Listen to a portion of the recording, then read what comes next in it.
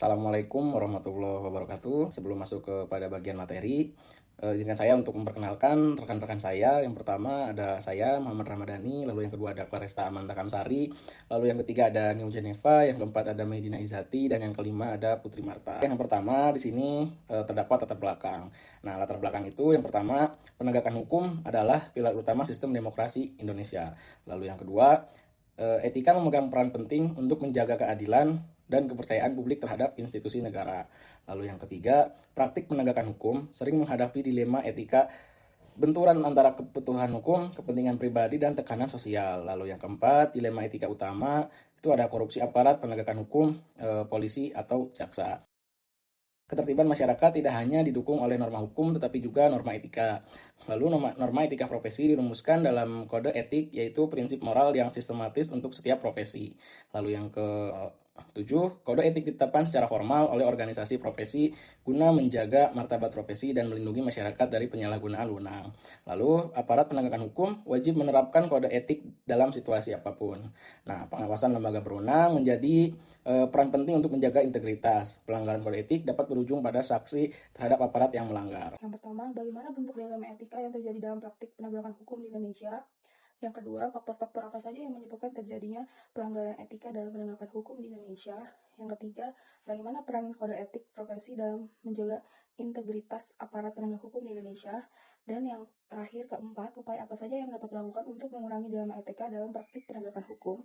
Karena teori terdiri dari tiga. Yang pertama, teori etika profesi. Bagian dari etika normatif yang membahas prinsip moral dalam menjalankan profesi dalam tanggung jawab publik, menuntut integritas moral, kejujuran, tanggung jawab, dan mengutamakan kepentingan umum. Yang kedua, teori penegakan hukum. Proses mewujudkan nilai-nilai yang terkandung dalam norma-norma hukum ke dalam kenyataan. Dan yang terakhir, kerangka konseptual dilema. Kondisi dihadapkan pada pilihan-pilihan yang masing-masing memiliki konsekuensi moral, etika, seperangkat nilai moral, dan prinsip etis. Kita akan melanjutkan ke tujuan penelitian. Yang pertama, untuk mengetahui dan menganalisis bentuk-bentuk dilema etika yang terjadi dalam penegakan hukum di Indonesia. Lalu yang kedua, untuk mengidentifikasi faktor penyebab pelanggaran etika oleh aparat penegak hukum.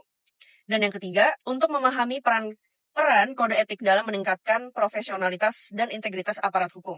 Dan yang keempat, untuk memberikan rekomendasi strategis dalam upaya pencegahan dilema etika dalam penegakan hukum. Berikutnya, manfaat penelitian. Penelitian ini diharapkan dapat memberikan kontribusi terhadap pengembangan ilmu hukum, khususnya terkait etika profesi dan praktik penegakan hukum di Indonesia. Hasil penelitian dapat memperkaya literatur akademik mengenai hubungan antara norma hukum dan norma etika dalam praktik hukum nasional.